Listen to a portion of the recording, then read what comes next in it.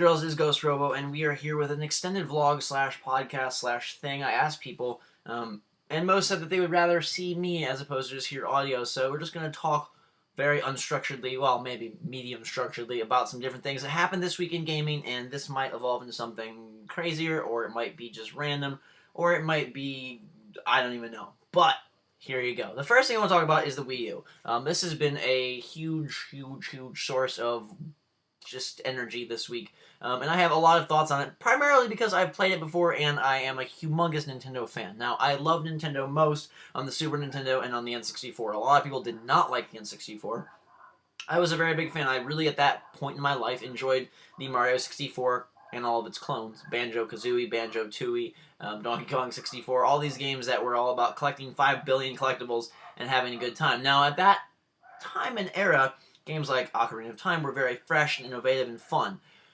Fast forward like 12 years, and now we're in the era of Wii and Wii U, and things feel like they're freaking rehashes over and over. So I'm kind of going to start my Wii U, why I'm so disappointed, or medium disappointed in this, by highlighting the fact that I think Nintendo refuses to grow, and at the same time takes these dumb detours that are abandoning what really made Nintendo great in the first place. Nintendo did not always be about, oh, we make games for the family. They did make great games for families, but it wasn't just that. And they can say they're going back to hardcore, but it's such a letdown. I was so excited to see the Wii U. When it was first announced, I was like, people were talking, it's going to be like the next Super Nintendo, like Super Nintendo in HD. There was reports of even calling it weird things like that. And then it's revealed that it's this tablet screen, and all it really is an upgraded Wii. It's got visuals that are on par with PS3 and 360, and I just, my mind is blown by why they did that. Now, I have played the Wii U, and it is pretty darn fun, at least what I've played of it. I played Zombie U, decently fun. It's basically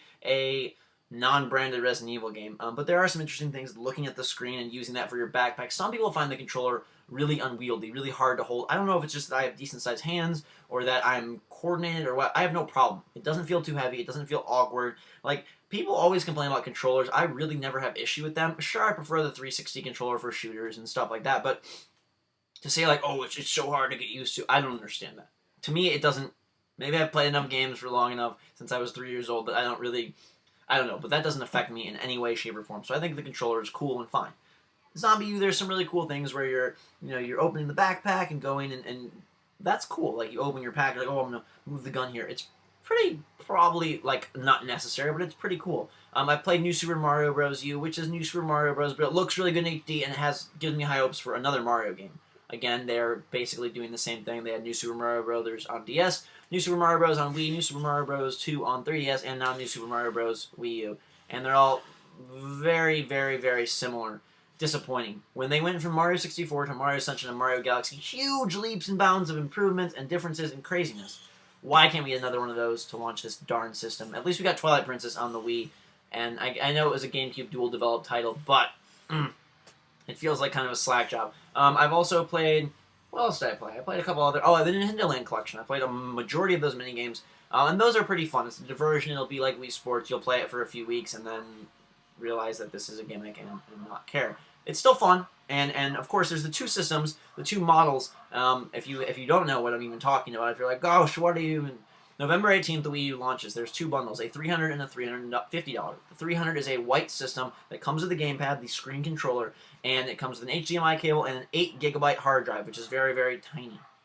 Remember, the Arcade 360 is 4, so it's not super small, but it is still small. The Deluxe Edition is $350. It's a black console. It comes with the HDMI cable, the gamepad, and a 32GB hard drive, along with a copy of Nintendo Land. Now, that's the one I'll be buying. Nintendo Land is going to be a $50, $60 game, as is, so it makes perfect sense, and you get a much bigger hard drive. If you're planning on downloading anything, I would highly recommend putting the money in for that extra one. You imagine that a lot of games that are currently on PS3 and 360, XBLA, PSN, are now going to be on XBLA, PSN, and WiiU, WiiI, whatever they call it. So many stupid abbreviations, I just don't like it. So you have these two systems, and you're like, oh, that's pretty decent price, and the games will be the same as the PS3 and 360. But what doesn't make sense is they're putting themselves in the same stupid predicament that they were in with the Wii, and they have to be sitting on like boatloads of cash. Unless I'm completely out of my mind and completely crazy, they have to be sitting on so much money, right? They have to be having like large reserves of cashola from their Wii success. And instead of spending that on a very upgraded system, or instead of spending it on, hey, we're going to push the Wii for one more year and then release something awesome next fall or next summer, they've decided to make another stupid stopgap system. And I really find it inexcusable, because don't they realize that in 2 years' time they're going to be in the exact same predicament? People will be like, the Wii U is way worse graphically, I don't want to develop my multi-platform games on it. Well, okay, we'll put Assassin's Creed 4 on it, but it's going to look way worse. It's going to have some dumb gimmick. You're going to, control Altair's freaking stealth kills at the screen. Why? Why are they doing this? I don't understand. They're going to be in the same predicament, and it seems like they have the money and the intelligence to not let that happen. The Wii was successful because of its core gimmick of being the first to the market with motion controls. The Wii U is not the first to the market with the tablet. It's not the first to market with anything. It's the first to market to be a mediocre middle system. And it'll be fun for a year, but again, it's being filled with these dumb games that I don't care about. Why are we playing Batman Arkham City a year later? Why are we having Darksiders 2 a couple months late? Is anyone honestly, if you are interested in playing Darksiders 2 or Batman Arkham City, what is the number of people that do not have a PS3, do not have a 360, all they have is a Wii, and they're patiently sitting there waiting to play Arkham City on Wii U? Maybe there's like 10 people. But I find that to be a small number, and I cannot understand why Nintendo, one, refuses to innovate on any of its core franchises. Mario, Zelda. We haven't seen a Metroid game in quite a while. I really liked Metroid Other M a few years back. People bashed on that game. I thought it was interesting. It wasn't much of an innovation, but I thought it was fun. Why is there a refusal to innovate? And at the same time, not only is there a refusal to innovate, but there's also a refusal to just go along with the crowd. So they're being like, not only are we not going to make cool new games with our properties, but we're also not going to like jump on the bandwagon of good graphics and awesomeness. We're going to create this it blows my mind, because I really feel like in 2 years' time, we're going to be sitting here, and the same things we said about the Wii are going to be the exact same things we say about the Wii U, and you're going to be like, oh, I have this system that's like half of my current system. Because you know that the Xbox 720 and the PS4 are going to blow it out of the water with power and graphics. You've already seen demos of Unreal Engine 4. You've seen the Final Fantasy tech demo. Those things look stellar. They look incredible. And some of the Wii U games don't even look as good as their 360 and PS3 counterparts.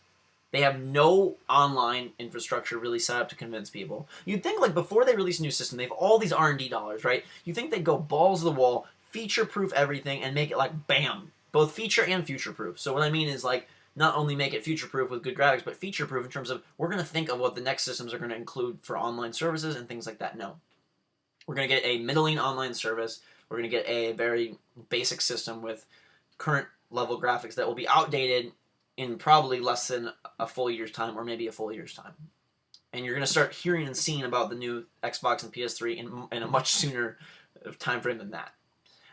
It bugs the crap out of me, because they have the money and the wherewithal to know this. They're not dumb. They have to understand that this is happening. There's no way Reggie and all the people at that company sit there and go, this is a brilliant idea. I don't know what they're going for. I don't know what their audience they're trying to capture, except like people that have a Wii and do not want a 360 or PS3 because they're anti-gaming or something, and somehow they think the Wii is more non-that. I don't know. They're even keeping the same name, Wii Y, to build on the success of Wii, but Wii died fast. That thing tanked this past year in terms of quality product. And so now we have another Mario game, and basically, while I will buy one on day one, while I am excited for Project P100 that's now called The Wonderful 101, dumb name, I am excited for Nintendo Land a little bit, and I am excited for New Super Mario Bros. Just because it's in HD. I'm getting excited for these, like, surface-level things, not for the games themselves. Zombie U looks cool. Rayman Legends looks cool. I could easily play them on another system. And that's not to say that Wii U should be, like, this crazy different thing with virtual reality. I don't want that. I just don't understand why they did not go and build a horsepower machine with the money that they have. You know, the 3DS suffers because it has worse graphics than the Vita. The 3D gimmick didn't really pan out as well as they would have liked it to. And now we're going to have another system with a gimmick that isn't even as alluring. That screen is cool, right? Like, there's some cool things I can be playing on here. I mean, I even like the principle of, I sit on my couch, the TV's on, you know, the freaking Miami Heat game, and I'm sitting on my couch playing on my screen, like New Super Mario Bros. U on my little screen, and it's like a really high-quality handheld. The graphics aren't going to be as good as they are on your TV, so you're again, lowering your fidelity, but I think that's kind of cool. Or like Black Ops, hey, I'm going to play on the small screen. Like, that's cool for Black Ops 2. But, like, how is Black Ops 2 multiplayer going to handle? I just find it, it's so disappointing that they decided to do this instead of just biting the bullet and saying, hey, we're going to make a hardcore system that can also appeal to family people. Microsoft Connect did well enough. They made enough dollars on that to prove that you can have a hardcore system and still try to appeal to this, like, you know, soccer mom crowd and be okay. And there's no reason that Nintendo could not establish themselves as a serious competitor. Because the honest truth is everyone views Nintendo as a second-rate competitor, whether they make more money or not. In terms of when people discuss and when people consider and people even think about making games, it's got to be a second-rate system. And for right now, it'll be up there maybe, but soon it will be not. And the only thing I can think is that they want a quick cash grab this holiday. Maybe they need money, maybe they need something, but the cash grab this holiday is only going to last for a little bit. I don't see the Wii U doing as well as the Wii. I don't think anyone does. And as soon as other systems come out, I cannot see it. I cannot see it working. I don't understand why. Why are you doing this to us, Nintendo? What is the reason? What is the reason? I'd like to know your thoughts on the Wii U. I think it's fun. There's some fun games. Like I said, I'm not trying to bash it entirely. I will be buying one. I think it could have some fun stuff. I don't know. I'd recommend buying one on day one unless you're super hardcore Nintendo or anything like that. But you know, the aspect of them not taking their money and saying, hey, we're going to build a system that will do good for 6 years blows my mind. Maybe the Wii has like blinded them, but I can't imagine that they're that foolish to think that in 2 years they're not going to get blown out of the water again. And what are they going to do except re-release these Mario games? Unless it's just that the numbers are so good on these same titles that it doesn't matter. They don't care. They would rather not take risks, not innovate, not create something legendary and cool, and rather just be like, hey, we'll just go status quo and, you know, just low-key upgrades, very slow growth, and yet we make money. And if that's their thing, then that's kind of disappointing as well. That they would rather make the safe, you know, money pull and go all out. They really could be a huge competitor, but no one thinks of them that way anymore, which is sad. When the N64 released, people thought Nintendo was a major player, and as soon as GameCube came out, I feel like they started to lose their traction. And then Wii, they went completely haywire, and it worked out for them, but in terms of the gaming space, they lost credibility. And then there were so many talks of them coming out with finally a HD good system. And they sure were in HD. They even put the HDMI cable in the box, but I just don't... The direction that they're taking it makes zero sense to me. In terms of, if you want to establish say a 10-year future in gaming, okay, unless they're going to blow us away with amazing games a year, and I doubt that. Okay, we're not going to give, we're going to give a middling system that is cheap to make, and we make a good buck off of our price, because we're charging a lot, even though it doesn't seem like a lot, because when Xbox 720 and PS4 come out, you know those are going to be $500-$600 systems most likely, $400, $500, $600. So it'll seem like a low price. They can, you know, price bump it down to $250 at that point and seem really good. But at this point, it's expensive, because you consider the PS3 and 360 the same kind of graphics, majority of the same games, except Nintendo published ones and some exclusive features on your little gamepad. So they're going to make a bunch of money. So this has to be a money move. It cannot be a... I still think it might bite them in the butt, money-wise, even money-wise. But they're gaining no clout back with the gaming populace, I feel. They try to say they're hardcore by copying games. Now we're multi-platform. Woo! No, If they came out with a new Mario, like not Galaxy 3, but like a brand new world, some open world Mario or something that's been teased before or like rumored, maybe then they could make a mark like, hey, boom, we're taking our games to the next level. Why couldn't they launch with a Zelda, a Mario, and a Metroid, or a Zelda, a Mario, and a Donkey Kong, or a Zelda, Mario, and a new character? God forbid we make a new character. I don't want to play Trine 2, which I can get for like $5 on Steam on the Wii U. Why am I going to go pay $50 or $60 for that game? And buy a system that is playing Ninja Gaiden 3, horribly reviewed title that now has more gore, and you can do stuff on... Guys, it kills me because I love Nintendo. My NES, my SNES, my N64, and my GameCube are my favorite... This is why recording in a vlog version isn't the greatest, because you have crazy people like Ghostbot making tons of noise. Anyways, I just wanted them to be great. I wanted them to be so good. I was so pumped and psyched. And then I'm closing the window. This is ridiculous. This is ridiculous. Alright. So that's my thoughts on Wii U. I will be buying one. I just am so...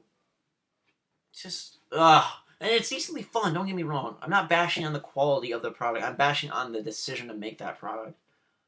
Drives me freaking crazy. We'll get to some games, but I want to do some GameStop opening. I rarely shop at GameStop. A lot of people ask me why. Okay, so there was a slight intermission. I had to go watch my Detroit Lions. Huge sports fan. Something you might not know about me, because my videos don't really reflect it very much. My first passion has always been sports, and so I was off watching the Lions game. They're playing the 49ers and frustrating the heck out of me. I grew up in Detroit, so I was a huge Red Wings fan for hockey. I played hockey when I was pretty young. I think I was about 10 or 11 for just like a year or so. And I played with my brother Jake, so he's 4.5 years younger, so he was like 6. And we played ice hockey for a while. It was super crazy, and I couldn't stop. I couldn't do like the jump stop. I could stop, obviously. I wasn't like crashing the boards, but I couldn't do the jump stop. So that ended. And then I played basketball, baseball, and soccer for a long, long time. I added tennis in high school, and that ended up being my best high school sport, as well as cross country. I got a couple MVP awards there for my high school team. Was a 4-year varsity athlete and had a lot of fun. But that's neither here nor there. We got some games open. I went to GameStop earlier today, and the people always ask, like, what's your beef with GameStop? My beef with GameStop has nothing to do with the employees. Don't get me wrong. Those people are doing their job and whatever. My problem is with the company philosophy, which is let's push as many fake statements on you as possible. So, for example, I was there earlier today, and they said, have you pre-ordered a Wii U? And I said, no. And I said, are you all at Deluxe? And they said, yeah, we sold out so fast. And guess what I heard? I'm like, what did you hear? And they're like, we heard that if you don't pre-order one, we won't get any new ones until February. Now, the Wii U comes out November 18th. That's the week before Thanksgiving. And you're telling me that Nintendo is only supplying enough stock for them to have a couple on launch day, and then none for Black Friday, none for Christmas shopping, none for New Year's, none for gift cards, nada, none till February. It's a BS lie. And yeah, the Wii U will sell well. It won't sell as well as the Wii, probably, and you'll be able to find one if you camp out, or if you hit the right stores, or if you go to Kmart where nobody goes, or stuff like that. But just, like, give me these BS things, or they say things like, you want to get your hands on, you better pre-order, otherwise you might not get a copy. There is no freaking way any major game, if you don't pre-order, you're not going to get a copy. When was the last time a major game like Borderlands 2 or Halo 4 or Gears of War 3 or God of War 3 or any of these games they tell you must pre-order ever sells out? Never. They don't. Maybe collector's editions, but those even, for the most part, I know some companies are trying to limit them more, but those for the most part don't sell out either. And I just don't understand this mentality. Like, I know they're told to do that, but why are they telling me? And it's okay if they ask once, like, hey, is there any games up here? And I say no. That's alright. I say no thanks. And then they say, oh, but Borderlands 2 is coming out on Medal of Honor, and remember, you always get exclusive content. You're going to want to get your hands on those.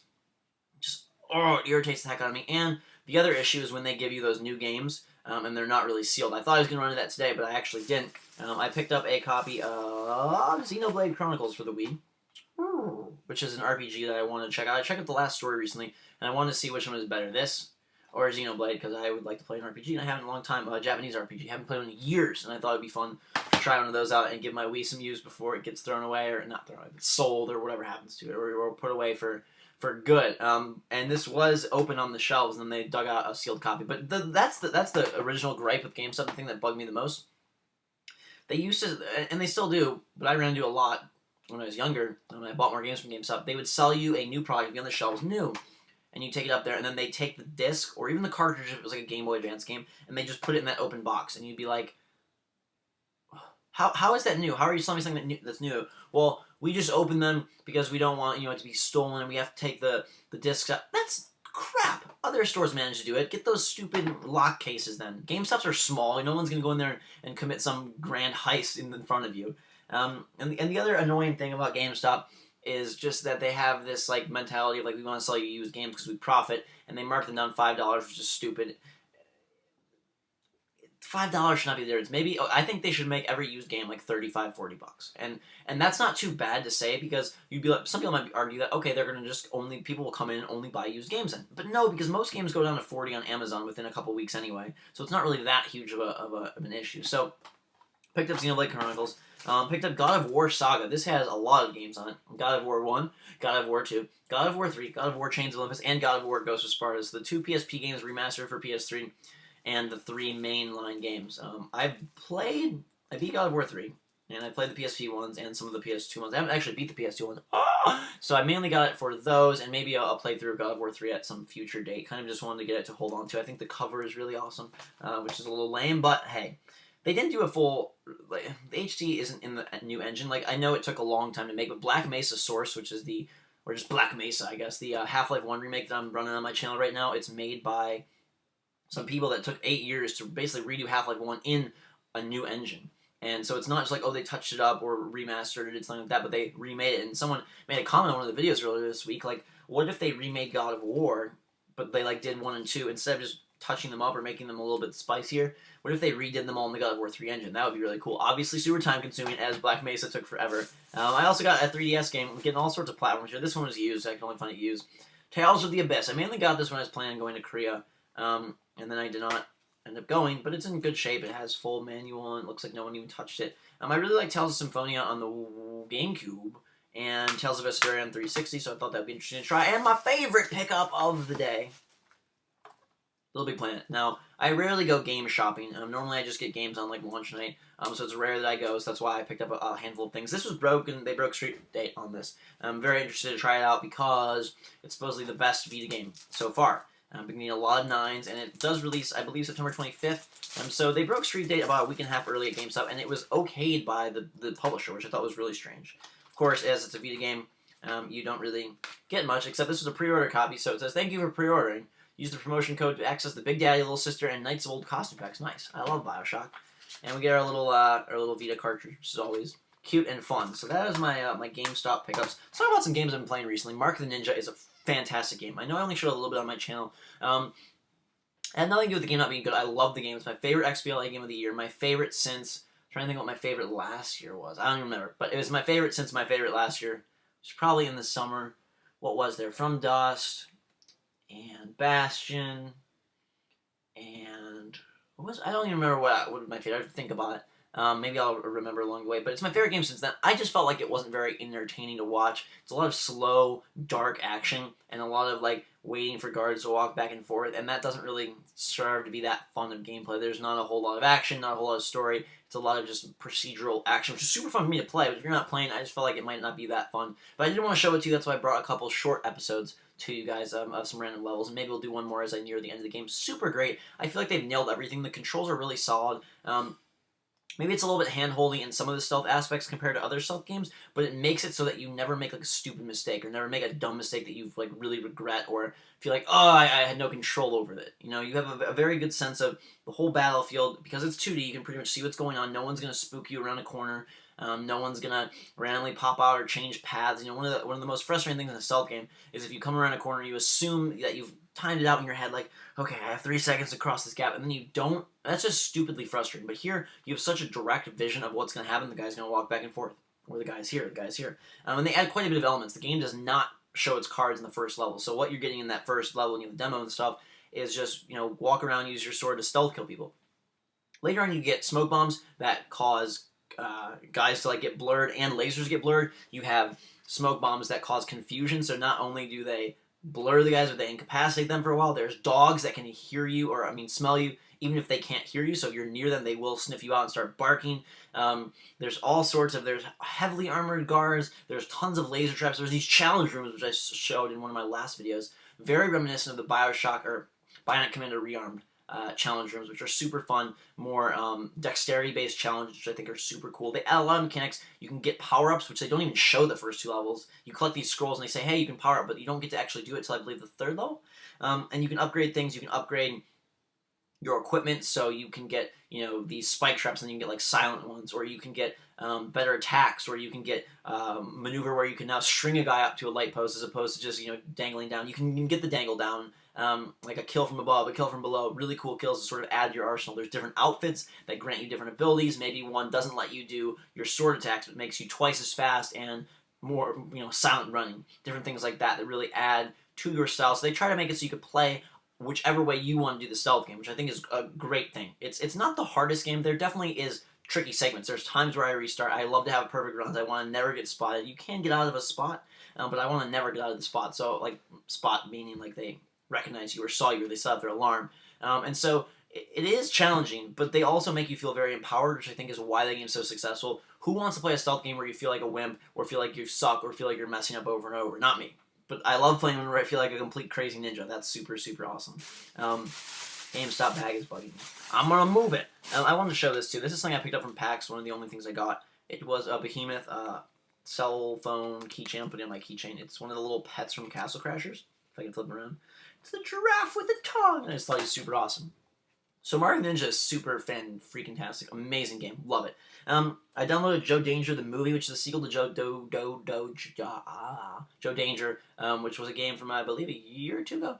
Sort of like a Trials with tricks and more simplistic gameplay with more intricate visuals. So this one upgrades the color scheme and makes it movie based. So the first couple levels are all like Indiana Jones ish. It's more a game of like just completing the levels for fun than it is completing the levels like with a strict challenge. There are different stars you can earn based on completion time, based on collecting all these little stars, based on certain collectibles, based on different rules and things they set up for you. But it never feels like that's the crux of the game. It sort of feels like a game you just go through, which is why I think Trials gets mentioned all over and Joe Danger doesn't, even though they kind of are similar. Way less fidelity. Like the maneuverability in Joe Danger is very.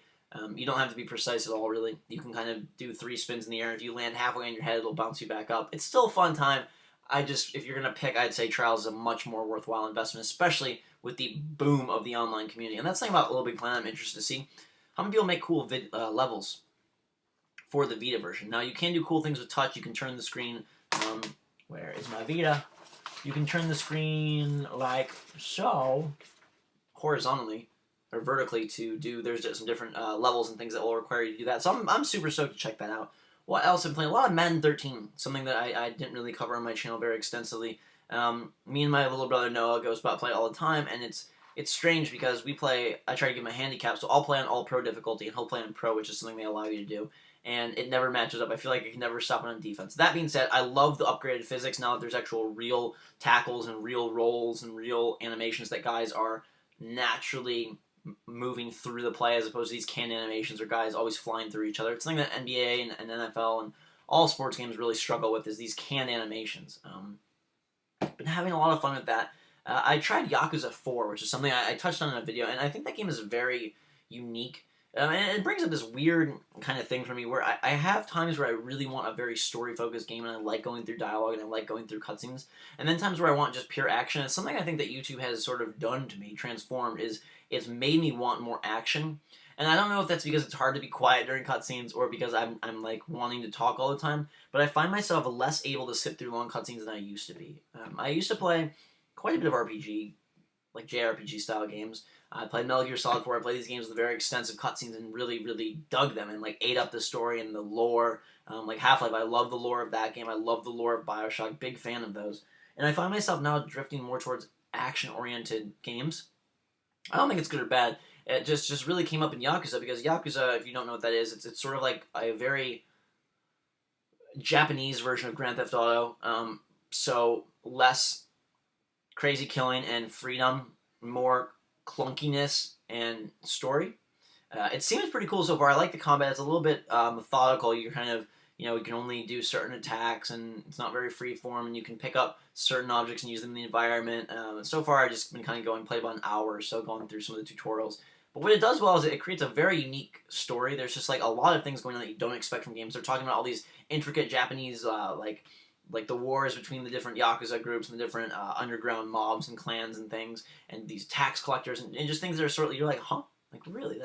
It sort of shocks you with being interesting. It's not another Marcus Phoenix clone running through and be like, hey, oh yeah, we're going to take down the freaking blah, blah, blah. Like, it's not like that. It's very deliberate and unique, and it's something that really kind of captured my interest. That's Yakuza 4. There's another one since then, the zombie one, Yakuza Dead Souls, but I figured if I'm going to try this, I would like to try the mainline game and see how that goes. What else have I been up to? I'm playing some pinball on the Vita, which I find very strange. I've never been a pinball fan. And the thing I don't understand, as silly as it sounds, I'm just going to touch on it for a minute, is that these tables have all these crazy things, right? So I've been playing Zen Pinball 2 on the Vita, the Marvel tables and the Plants vs. Zombies table, and they all have these like intricate things like, oh, if you hit the ball here, that opens up this and opens up that, and there's a manual that explains that, like an in-game guide to the table. I have no idea how anyone remembers those things while they're playing, or like, oh, I hit this ramp 13 times, now I have to hit it over here 6 times, and then I unlock the boss and jackpot. I'm like just smashing the ball, and I don't know if any of you are really like pinball fans. If you can tell me, like, are you supposed to focus on that stuff? Are you supposed to just play and whatever happens, light the lights and make it all pretty, or what? Because it's confusing to me if I'm supposed to be like remembering these things and memorizing what's going on, or if I'm supposed to be just flipping the flippers and keeping the ball alive. But that's pretty fun.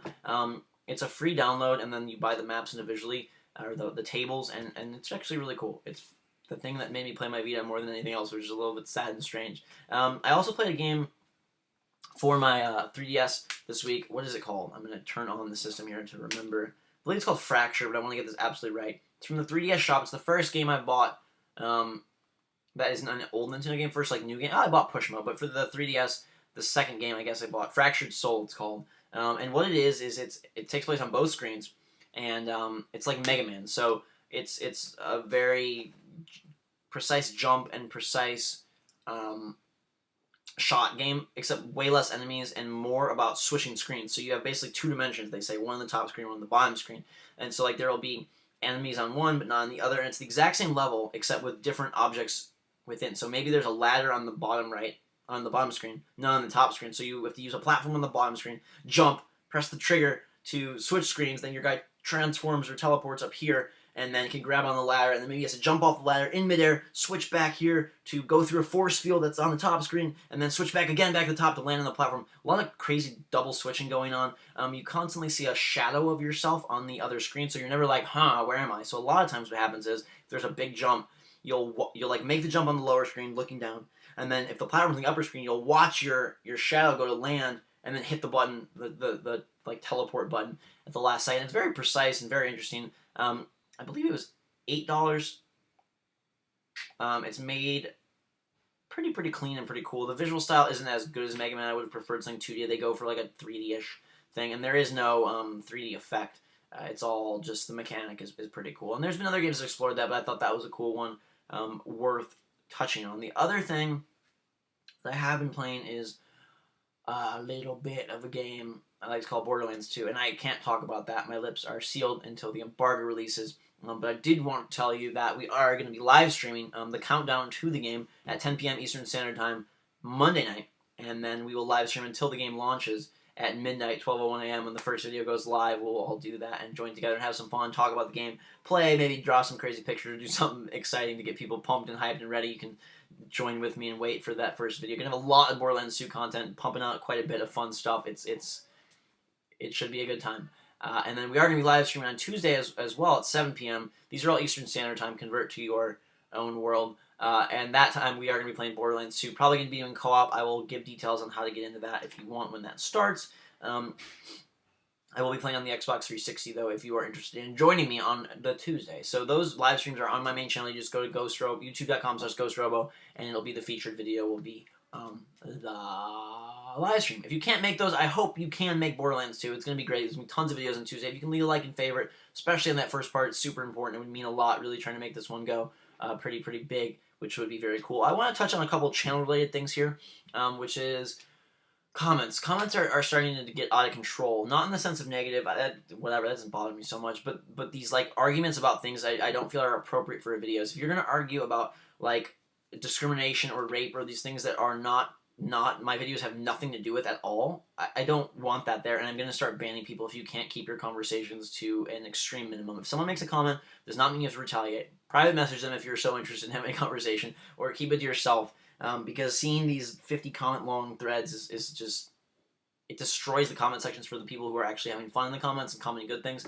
I don't mind constructive criticism, not that at all. The three things that bug me sorry, are these comments about things that are completely unrelated, these arguments that become about issues or values or like Christianity was that my videos have nothing to do with that. I don't know why you're talking about that even in my videos. The second is these senseless comments completely criticizing me in very ways that aren't related to the video, saying you are so stupidly ugly, and then people retaliate and stuff like that makes no sense and no difference. And please don't retaliate. It just kind of makes a bad name for you as a fan or you as a person or whatnot.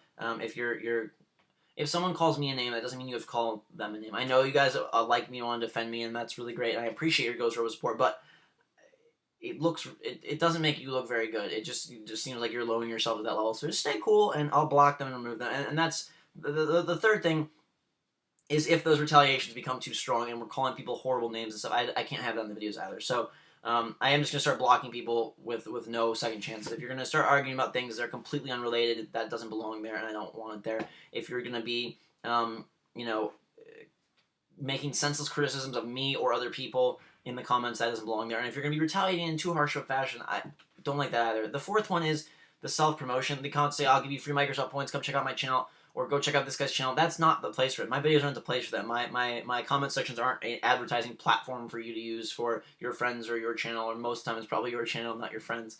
And saying you're giving away stuff, I don't even know if that's true, and I don't endorse that. And if you want to build up videos,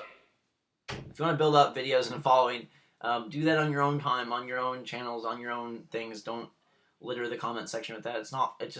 The comment sections are for comments about the game, comments about the video, comments about what you're looking forward to, comments about your favorite part, comments about a funny quote, comments about a cool boss, not about advertising that you're giving away Microsoft points, arguing about things that completely aren't related, or cutting people down. Let's keep it a positive, fun environment. That's kind of the goal of this thing, is to make people smile. And my favorite moments on the channel are where I get messages or tweets or things that say, "Hey, you made me smile. You made my day better. You brightened my day." That's what's the good news about GhostRobo and the whole operation.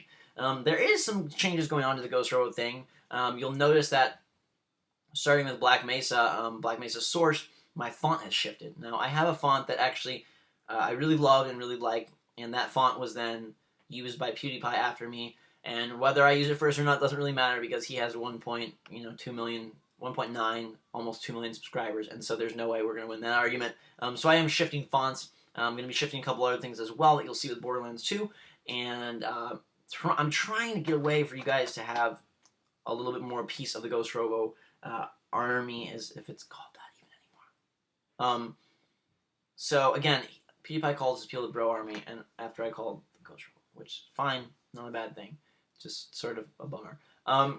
So that stuff is coming, and I'm trying to get a way where you can have basically what I'm trying to do, and I think this would be cool, is I have all these different ghosts, right? I have like a Bulbasaur, a Master Chief, all these different ghosts, and I want to be able to give them to you as like avatars and as like Twitter pictures and things like that you can use then on your profile or whatever. Like, people always asking like, "Oh, do we have ranks in the GhostRobo?" I don't really do that, and there's no real way to do that. But what I could do is I could make and put available all my ghosts for you to use as image files for whatever you want, whether that's your own avatars or your YouTube logo or your Facebook picture or your Twitter picture or something, that then I can recognize and identify you, and other people can know, "Ooh, that guy's part of the GhostRobo army." So, and there's a lot of cool ghosts. Maybe you like Assassin's Creed, maybe you like Halo, maybe you like Portal, maybe you like Pokemon, and so there's going to be something pretty much for everyone once I can get that up and running. So the schedule is all about Borderlands this week, and Black Mesa will continue. I'm trying to wrap up Sleeping Dogs as best I can, and Darksiders 2. It's a long game, man. I thought it was like approaching kind of a climax point, and they're like,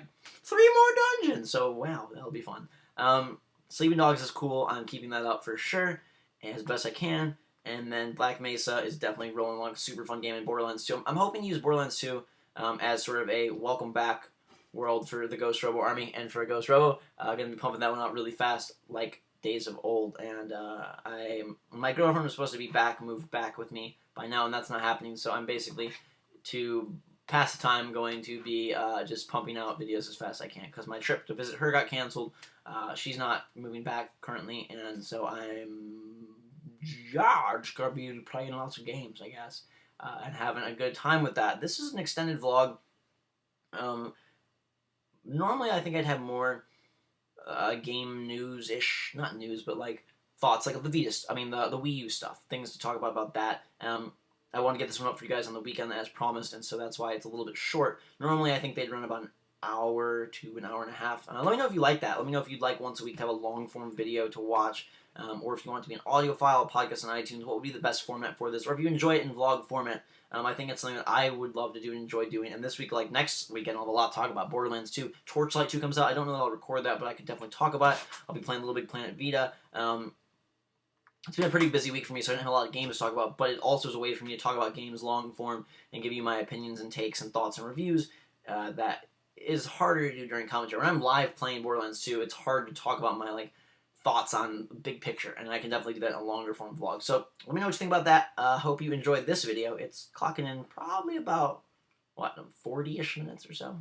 38, 40 minutes, which is sizable, and I hope you had fun. So thank you very much for watching. I do appreciate your support on Black Mesa and all the videos. Any likes, favorites is mucho apreciando. Very, very appreciated. It helps me keep going, and your support is what keeps the channel going, keeps me going, allows me to do this and make more videos and, get the games and have a really fun time with that. So Big thanks to all you. Happy end of the weekend. Hope you have a great start to your week.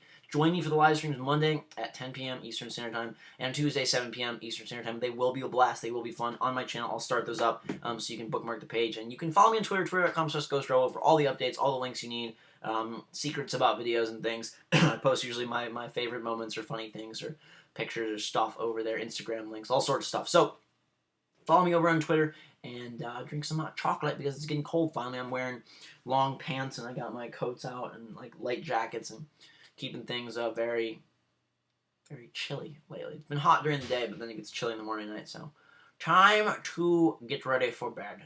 It is after dark. It's dark out now. Till next time, guys. It was a fantastic day. Drink your hot chocolate. Let me know what you think about the different stuff I talked about in this video down below.